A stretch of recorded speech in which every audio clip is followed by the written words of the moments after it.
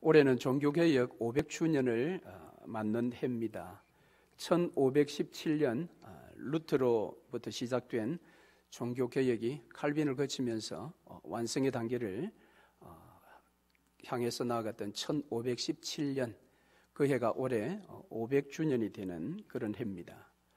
당시에 루트와 칼빈을 중심으로 한 이 종교개혁자들은 천년의 세월 동안 암흑과 같은 중세 교회를 개혁하기 위해서 기치를 내걸었는데, 그것은 한마디로 말씀 중심으로 우리의 신앙을 다시 한번 회귀시키는 운동이었습니다.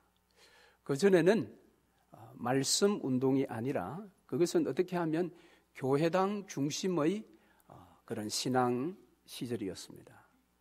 로마 가톨릭이 눈에 보이는 이 교회당을 어떻게 유지할 것인가, 거기에 수많은 전통이라는 그런 교리들을 스스로 만들어서 그 교회당을 유지하는 일에 급급했습니다. 물론 처음 기독교가 시작할 때는 이런 건물 교회당이 없었지요. 사도행전에 나오는 것처럼 가정에서 모였습니다. 그래서 오늘날 그런 운동을 다시 한번 또 일으켜 보자고 해서 가정교회라는 운동이 오늘날 많이 일어나고 있습니다만은, 그런 건물이 없는, 사실은 믿는 자들의 모임 자체가 교회입니다. 그런데 그것이 이제 BC AD 313년에 이제 이 기독교가 국교로 인정을 받으면서 그때부터 교회가 권력을 가지기 시작한 것입니다. 국가로부터 많은 혜택을 받고 국가로부터 또 권력을 받고, 그러다 보니까 이 교회가 점점 교회당을 키우기 시작한 것입니다. 그래서 큰 교회당, 화려한 교회당, 그래서 교회당 중심의 신앙이 시작이 된 것입니다. 그러다 보니까 이 큰 교회당을 유지하기 위해서는 엄청난 돈이 들어가지 않겠습니까? 결국 사제들을 중심으로 그 성도들의 손에 있는 돈을 어떻게 교회로 가져오게 할 것인가, 거기에 많은 관심들이 있었습니다.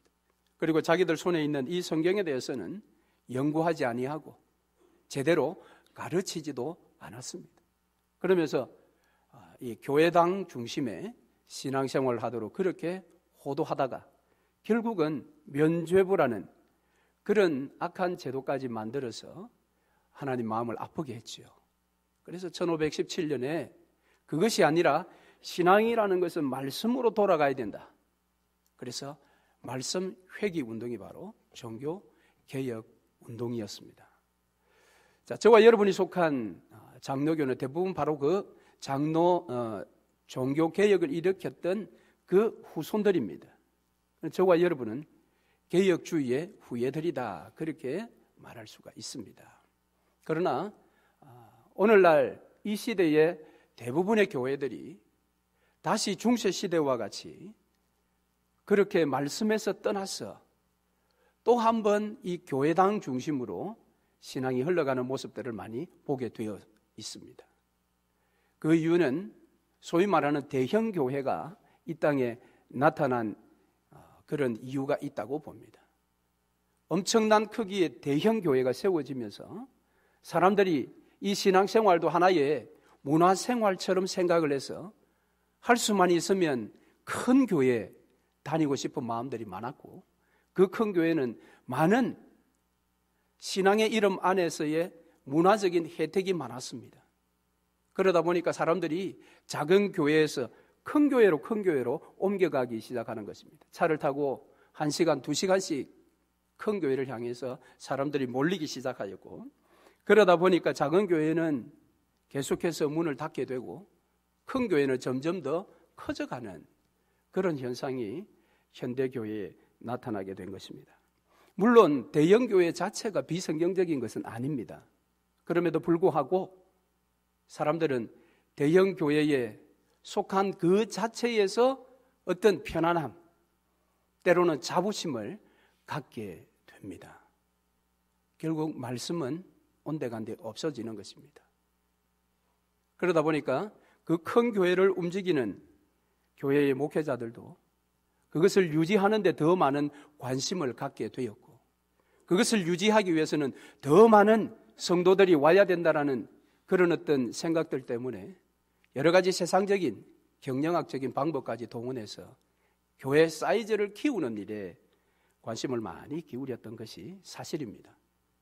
그러다 보니까 그런 교회들이 세상으로부터 드디어 지탄을 받고 손가락질을 받게 되는 그런 입장이 되고 만 것입니다. 그래서 종교개혁 500주년을 맞이한 올해에 다시 한번 제2의 종교개혁으로 우리가 돌아가야 하지 않겠는가.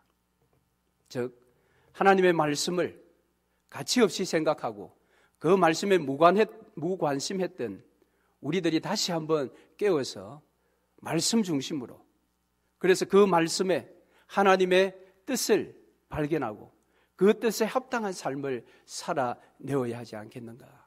그것이 제2의 종교개혁을 부르짖는 자들의 핵심 내용인 것입니다. 여러분은 한 주 동안 지내시면서 여러분의 최고의 관심사는 무엇입니까? 여러분의 지난 한 주간의 삶 속에서 여러분의 마음속에 가장 크게 자리 잡았던 핵심 키워드는 도대체 무엇입니까? 오늘 우리는 그 핵심 키워드가 무엇인지를 한번 돌아보며 오늘 본문의 말씀 속에서 과연 우리가 한 주간 살아가면서 일상의 삶 속에서 붙들어야 할 하나님의 그런 핵심 키워드의 말씀은 무엇인가? 그것을 함께 생각해 보려고 합니다. 예수님은 십자가를 지시고 약속대로 사흘 만에 부활하셨습니다. 부활하셨다면 모든 구원이 완성이 된 것입니다. 그렇다면 그 주님은 속히 승천하시어 원래 계셨던 하나님 보좌 우편으로 올라가셔야만 했습니다. 그런데 우리가 읽은 말씀에 보면 그분은 승천하신 이후에도 이 땅에서 40일을 보내셨다고 합니다. 왜 그러셨을까요? 십자가와 부활, 모든 것이 다 완성이 되었습니다. 친히 다 이루었다 말씀하셨습니다. 저와 여러분의 구원의 일을 다 이루었음에도 불구하고 왜 그분은 바로 승천하지 않으시고 이 땅에 40일을 계시다가 가셨는가? 무언가 그분은 40일 동안 하실 일이 있었기 때문 아니겠습니까?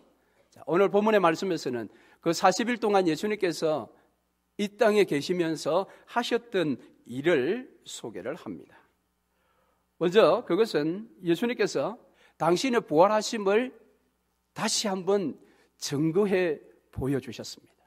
40일 동안 그분은 막달라 마리아에게 나타나셨고, 그분은 엠마오로 가는 두 제자에게 나타나셨고, 그분은 도마가 없는 제자들의 모임 가운데 나타나셨습니다. 물론 그 다음에 다시 한번 도마가 함께 있는 제자들 모임 속에 예수님께서 찾아오셔서 그 전에 도마가 했던 예수님 옆구리에 손가락을 넣어보고서 믿겠다고 했던 도마를 책망하신 그런 기사들을 우리가 알고 있습니다. 뿐만 아니라 지난주 우리가 살펴본 것처럼 갈릴리 바다에 그물질을 하고 밤새도록 노력했지만 하나도 고기를 잡지 못했던 베드로 이하 그 제자들에게 예수님께서 나타나셨고 500여 형제들에게도 나타나셨다고 사도 바울이 증거하고 있습니다.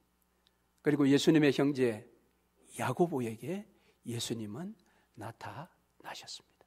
그러니까 40일 동안 예수님께서는 이 모양 저 모양으로 당신이 진정한 부활의 몸으로 다시 살아나셨음을 보여주셨습니다. 그리고 그분은 또 제자들에게 가르침을 하셨습니다. 하나님의 일에 대하여 가르치셨다, 그렇게 이야기를 합니다.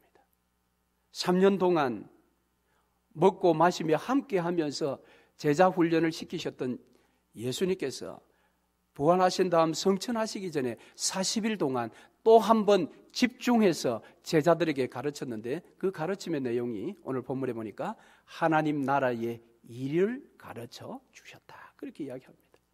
그리고 마지막으로 명령을 합니다. 약속하신 성령을 기다리라. 그렇게 이야기를 합니다. 그러니까 예수님께서 40일 동안 하셨던 가장 핵심적인 내용은 당신의 부활을 다시 한번 증명해 보이셨고, 그 다음 하나님 나라의 일을 가르쳐 주셨고, 그 다음 성령을 기다리라는 이 세 가지의 사역입니다. 자, 이것은 매우 중요합니다. 왜냐하면 이제 성천하신 이후에 그의 몸된 교회가 감당해야 할 일이 여기에 연결되어 있기 때문에 그렇습니다. 이제 예수님 성천하신 이후에 제자들을 중심으로 이 땅에 하나님 교회가 세워질 텐데, 그 교회가 해야 할 일은 바로 하나님 나라의 일이었고, 그 하나님 나라의 일을 할 때에 반드시 성령이 필요한 것을 여기에서 예수님은 가르쳐 주신 것이었습니다. 여러분, 그러므로 하나님 나라의 일은 굉장히 중요한 주제입니다. 하나님 나라, 하나님 나라. 여러분, 하나님 나라는 언제부터 시작이 되었습니까? 물론 예수님께서 이 땅에 오셨을 때에 그때 하나님 나라가 이미 시작되었다라고 말씀을 하셨습니다. 그리고 그분은 각 성과 촌에 두루 다니시면서 복음을 전하실 때에 마태의 증언에 의하면 천국이 왔다라고 선언하셨다. 그렇게 마태가 증언하고 있습니다. 예수님은 공생의 사역을 시작하면서부터 하나님 나라에 대하여 가르쳐 주셨습니다. 그리고 산상수훈이라는 그 나라의 윤리 헌장을 가르쳐 주셨던 분이십니다. 그런데 그 하나님의 나라는 사실상 예수님께서 이 땅에 오셔서 시작하셨지만, 실상은 하나님께서 이 세상을 처음 창조하실 때 하나님 나라가 시작이 되었습니다. 하나님은 당신의 피조물, 당신의 형상을 따라 지음받은 우리 사람을 통해서 당신의 통치가 이 땅에 세워지기를 작정하셨습니다. 그리고 아담과 하와를 만드시고 그 하나님 나라의 모형이라고 하는 에덴 동산으로 아담과 하와를 이끌어와서 그곳에 하나님 나라를 세우기를 원하셨습니다. 그런데 그 하나님의 나라는 가장 중요한 것이 하나님의 통치였습니다. 그것을 아담에게 실제적인 삶으로 가르쳐 주시기 위해서 선악과를 동산 중앙에 세워두었습니다. 우리가 생각할 때는 그 선악과가 없었더라면, 그러나 하나님의 나라는 선악과가 필요했습니다. 왜? 하나님의 통치가 무엇인지를 아담이 온몸으로 깨달아 그 통치에 순응하는 그 나라가 하나님의 나라였기 때문에 그렇습니다. 그러나 아담은 우리가 잘 아는 것처럼 보기 좋게 실패했습니다. 이 땅에 하나님 나라를 건설하려고 하셨던 하나님의 그 계획, 그것이 무너져 내렸습니다. 그런데 하나님은 포기하지 않으셨지요. 창세기 3장에 여자의 후손이라는 메시아를 약속하십니다. 그 계획이 허물어져 내릴 때에 메시아, 하나님의 아들을 이 땅에 보내셔서 반드시 이 땅에 하나님의 나라를 다시 세우고 회복하며 건설할 것을 약속해 주셨습니다.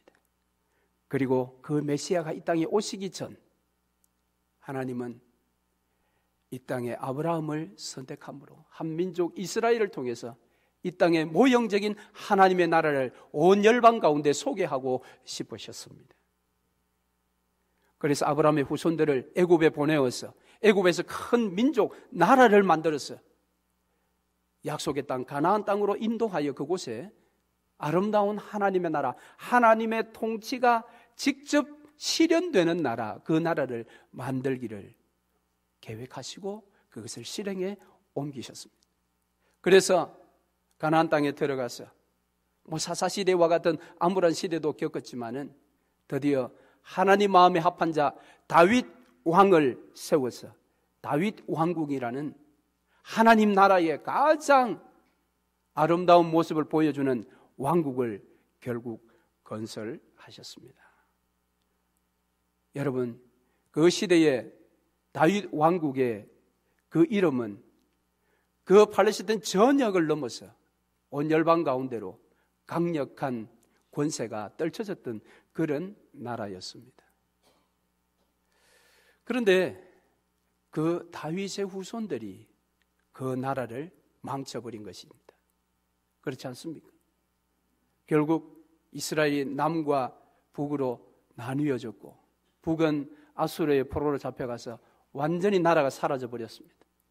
남유다도 바벨론의 포로로 가서 70년의 포로 생활을 마치고 돌아오게 됩니다. 그 나라가 그렇게 무너졌던 이유가 무엇입니까? 하나님의 법에 불순종한 것입니다. 하나님 나라의 가장 중요한 것은 통치입니다. 그 통치에 순종할 때 진정한 하나님의 나라가 세워지는데 다윗 왕은 언제나 하나님 말씀에 순종하려고 하는 마음의 기본이 세워져 있었던 사람이었는데 그 아들 솔로몬 이후의 모든 왕들은 그렇지 못했습니다. 바벨론 포로 생활을 마치고 70년 뒤에 다시 한번 하나님께서 기회를 주셨습니다. 에스라와 느헤미야를 통해서 보이는 성전을 다시 세웠고 사람들 마음속에 있는 하나님의 법을 에스라를 통해서 다시 한번 세워주셨습니다. 그런데 그것도 잠시 우리가 잘 아는 것처럼 신구약 암흑기의 400년의 시기에 접어들게 됩니다. 그리고 그 암흑기 400년이 끝날 때에 하나님의 아들 메시아, 약속하셨던 여자의 후손, 그분이 예수의 이름을 가지고 이 땅에 성육신 하셨습니다. 그분의 이름이 예수입니다. 자기 백성을 저희 죄에서 구원할 자라는 이름을 가지고 이 땅에 성육신 하셨습니다. 아버지가 계획하셨던 이 땅의 하나님의 나라를 다시 완전하게 세우시기 위해서 예수님께서 성육신 하신 것이었습니다. 그리고 3년 동안 제자들을 통해 그 하나님의 나라를 가르쳐 전파토록 하셨고 결국은 십자가와 부활을 통해서 그 하나님의 나라가 완성되는 것을 보여주셨습니다. 그리고 이제 그 하나님의 나라의 사명을 이 제자들에게 남겨두고 성천하셔야만 했습니다. 그때에 예수님께서 다시 한번 하나님 나라의 일에 대해서 제자들에게 가르쳐 주셨습니다.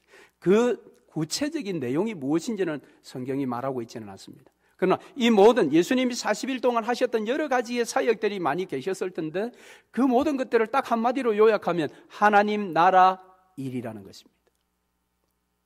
그래서 그 나라의 일을 다시 한번 가르쳐 주시고 그분은 승천하시게 됩니다.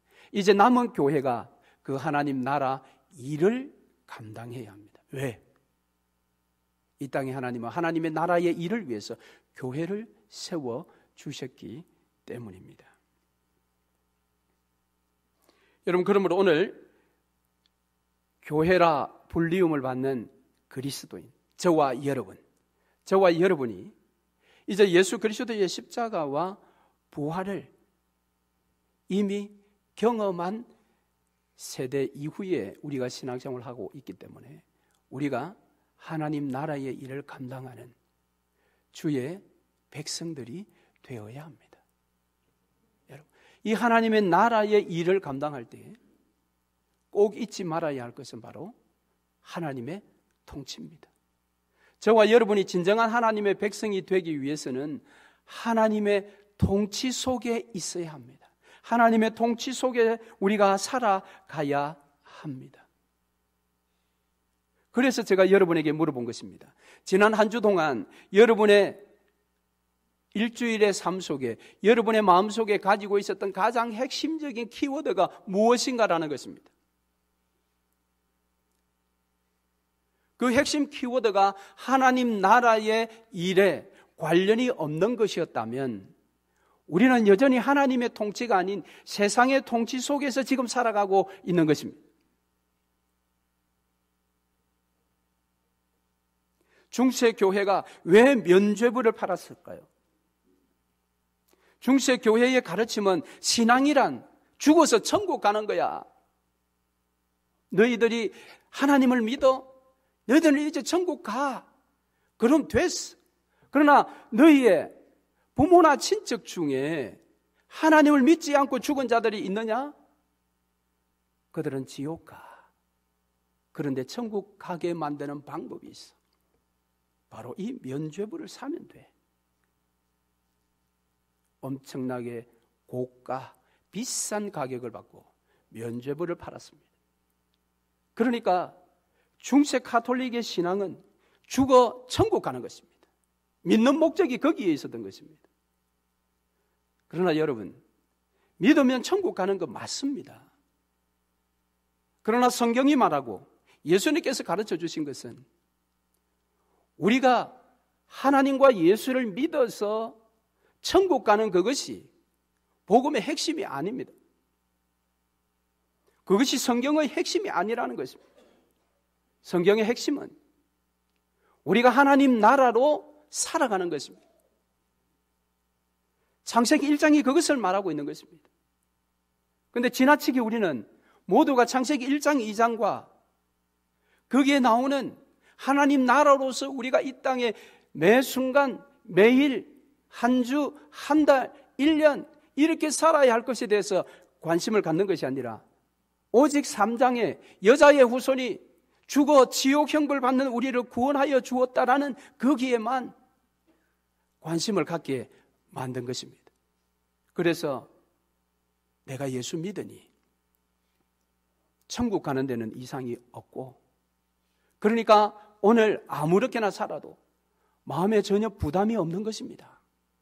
일주일을 지나면서 한순간도 하나님 나라의 일에 관련된 어떤 키워드, 그 단어에 내가 묵상되어 보지 못하고 하나님 나라의 일을 이루지 못하는 내 자신의 삶에 대해서 몸서리 쳐보지 못하고 그렇게 한 주간을 지나다가 주일이 되었으니 주님 앞에 나와서 예배한다고 할 때에 과연 그 예배를 하나님께서 받으시겠느냐라는 것입니다. 과연 그렇게 사는데 그는 참 그리스도인이 맞는가라는 것입니다.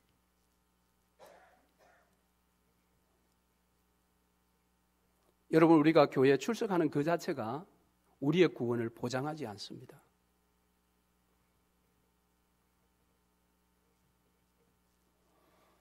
여러분 마음속에 날마다 생각하고 묵상되어지는 그 단어는 도대체 무엇입니까?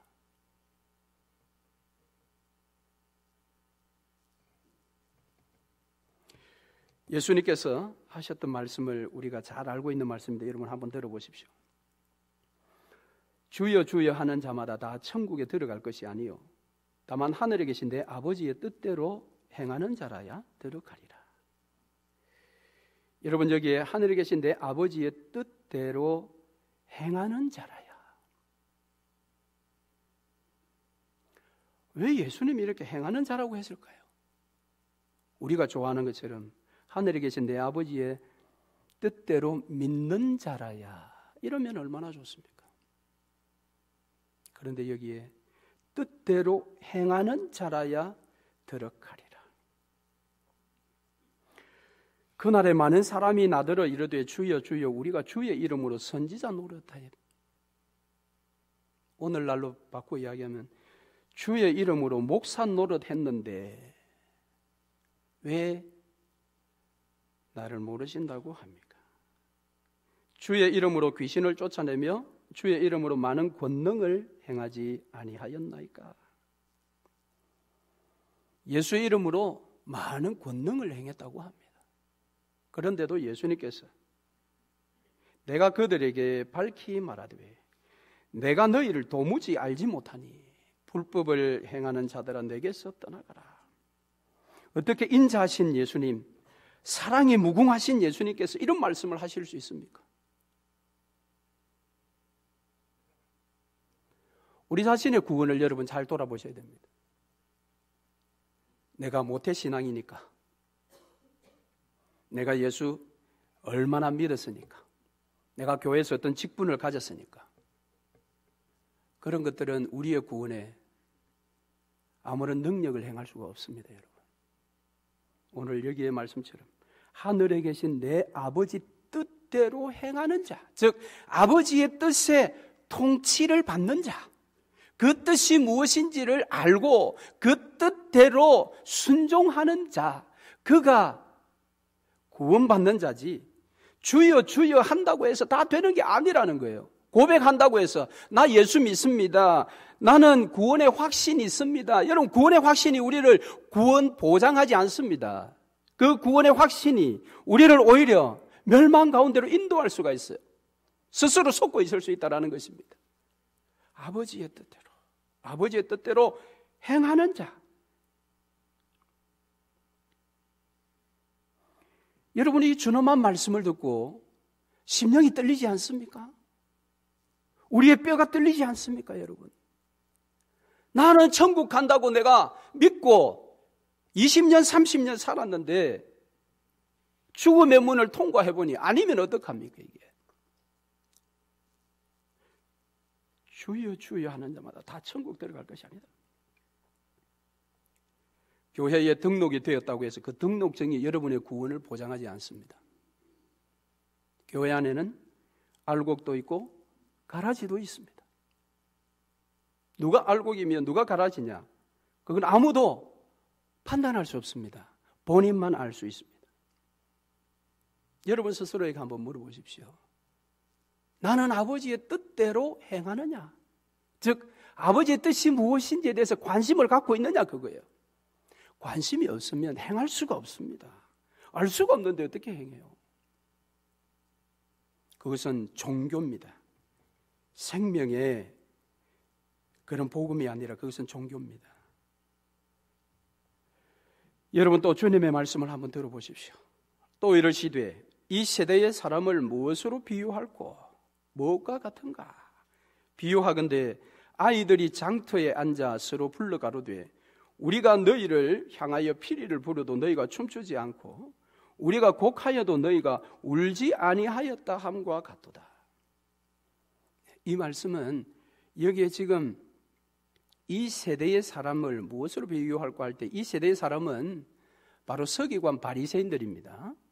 이 서기관 바리새인들이 도대체 어떤 사람이냐, 이렇게 지금 예수님께서 어떻게 비유하면 좋을까 그렇게 스스로 물으시고 하시는 말씀이, 이 세대의 사람들, 즉 서기관 바리새인들은 아이들이 장터에 앉아 서로 불러 가로되 피리를 부르도 너희가 춤추지 않고 또 곡을 하여도 너희가 곡하지 않는다라고 말하는 자들이다, 그렇게 이야기하는 겁니다.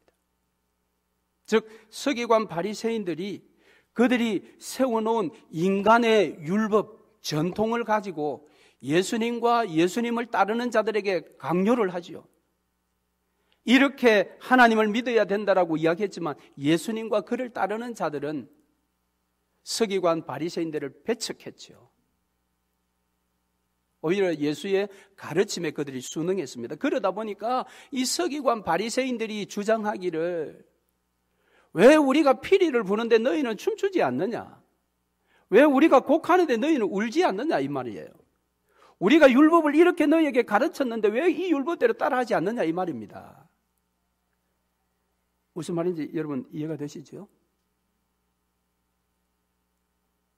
그런데 여러분, 예수님과 그를 따르는 자들은 서기관 바리새인들이 피리를 부르도 춤추지 않았고 곡하여도 울지 않았는데, 오늘 이 시대에 예수 그리스도를 믿는 자들은 어찌 이 악한 세대가 피리를 불면 왜 그 장단에 맞춰서 춤을 춥니까?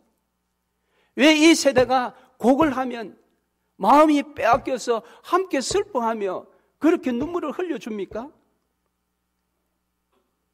그렇게 이 시대에 피리 소리에 장단 맞추어 정신없이 춤을 추는 자들, 이 시대에 곡하는 그 소리에 마음이 빼앗겨서 헛된 눈물을 흘리는 자들, 그들이 어찌 거듭난 자라고 말할 수 있는가라는 것입니다.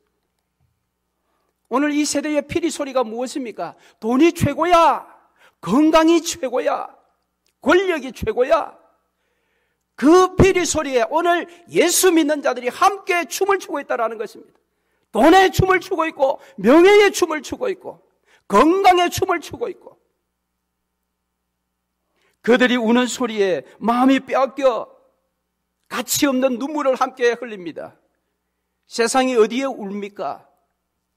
가지지 못한 것에 대해서 세상은 웁니다. 더 갖지 못한 것에 대해서 그들은 소리내어 웁니다. 그런데 그 소리에 온 마음이 빼앗겨서 우리도 함께 울어줍니다. 아이고 아이고. 여러분, 그들이 진정 거듭난 자가 맞습니까? 그들은 진짜 예수 그리스도인 맞습니까? 일주일 동안 우리가 살아가며 예수 그리스도의 우리의 왕이신 예수의 소리에 우리의 귀가 닫혀 있고 오직 이 악한 세대의 피리 소리에 우리의 정신이 빼앗겨서 그 피리 소리에 함께 장단을 맞추어서 정신없이 춤을 춘다면, 그리고 우리가 어떻게 구원받을 수가 있겠습니까, 여러분?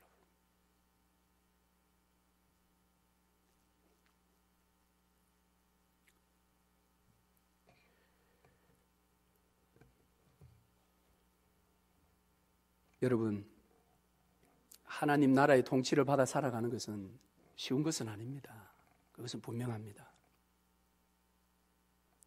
그럼에도 불구하고 일단 우리가 정신을 좀 차려야 됩니다. 우리는 여러분, 세상의 피리 소리에 귀를 닫아야 합니다. 세상에 곡하는 자들의 모습이 우리 눈에 들어와서는 안 돼요. 그럼 우리는 춤추게 되고 그곳에 눈물을 흘리게 됩니다. 그래서 여러분, 우리의 이런 연약함을 주님도 아셨기에 성령을 기다리라 그랬어요. 성령을 기다리라. 아버지의 약속한 그 성령이 오면 그 성령이 너희를 도울 것이다. 세상에 아무리 아름다운 피리 소리를 부른다 할지라도 그것을 이길 수 있게 해 주실 것이다. 세상에 아무리 슬픔에 그런 울음소리를 너희에게 들려준다 할지라도 너희를 지키게 할 것이다. 그래서 성령을 기다리라는 것입니다. 우리 주님의 사랑이 여러분 얼마나 큽니까? 얼마나 큽니까? 사도행전은 성령행전이라고 이야기합니다. 우리는 사도행전에 모든 어떤 이적과 기사들을 오직 영혼구원, 전도와 선교에만 포커스 맞추어서 해석하는 경우들이 많습니다. 그러나 그것이 여러분 주목적이 아닙니다. 죽은 영혼 살려서 천국에 데려가는 그것이 주목적이 아니라는 것입니다. 죽은 영혼 살려 이 땅에 하나님이 그토록 기뻐하시고 계획하신 하나님의 나라를 그들을 통해서 그들이 사역자가 되어 그들이 일꾼이 되어 이 땅에 하나님 나라를 세워나가는 것, 주님이 다시 오시는 그날까지 힘써 죽도록 하나님 나라를 세워나가는 삶을 살라고 그런 자들을 구원해 주시는 것입니다. 그러므로 사랑하는 성도 여러분,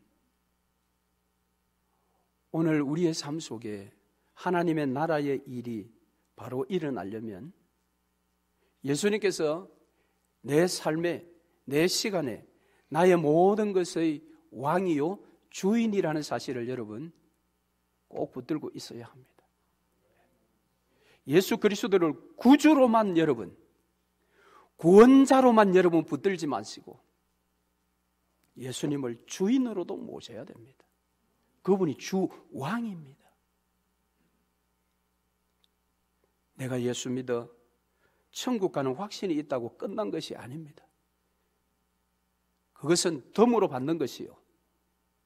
하나님은 지금도 우리에게 말씀을 하십니다. 이 땅에 하나님의 나라를 더 확장시켜 나가라는 것입니다. 그래서 사도행전은 하나님 나라가 확장되어 나가는 그런 역사입니다. 말씀을 맺겠습니다. 주님은 지금 살아계십니다. 여러분 믿으십니까? 부활하신 그분은 지금 살아계셔서 하나님 보좌 우편에 앉아 계십니다. 그럼 그분은 앉아 계시면서 도대체 우리를 보고 어떤 뜻을 가지고 계실까요? 그래, 남은 5년, 남은 10년 잘 살고 빨리 천국 와. 그런 뜻을 가지고 계시겠습니까? 내가 그 십자가와 부활을 통하여 너희를 구원하였으니 너희도 내 아버지가 창세전에 가지셨던 이 땅에 하나님의 나라를 세우려고 하는 그 일에 너희들이 일꾼이 되지 않겠느냐? 너희들이 사역자가 되지 않겠느냐? 주일날만 예배하는 것이 아니라 매일매일의 삶 속에 매일매일 교회당 오라는 소리가 아닙니다, 여러분. 여러분의 가정에서, 여러분의 삶의 터전에서 하나님의 뜻이 무엇인지를 묻고 거기에서 그 뜻대로 여러분이 주어진 시간과 삶을 살아낸다면 그것이 진짜 하나님 기뻐하시는 삶 아니겠습니까? 그런 삶을 사는 자는 자동적으로 교회당에도 자주 나옵니다, 여러분. 이게 제 본심입니다. 매일매일의 삶 속에 어떻게 하면 하나님의 뜻을 살아낼까를 묻고 그것을 살아내기 위해서 내가 해보니까 너무너무 힘들고 어려우니 약속하신 성령의 도우심을 구하고 성령 충만을 사모하며 그렇게 되면 자동적으로 교회당 중심의 신앙생활도 되는 것입니다. 사랑하는 성도 여러분, 저와 여러분 하나님 나라의 백성입니다. 그 나라는 계속해서 확장되어져 나가야 됩니다. 그 일에 저와 여러분 일꾼으로 사역자로 쓰임 받으시기를 주의 이름으로 축원합니다. 아멘.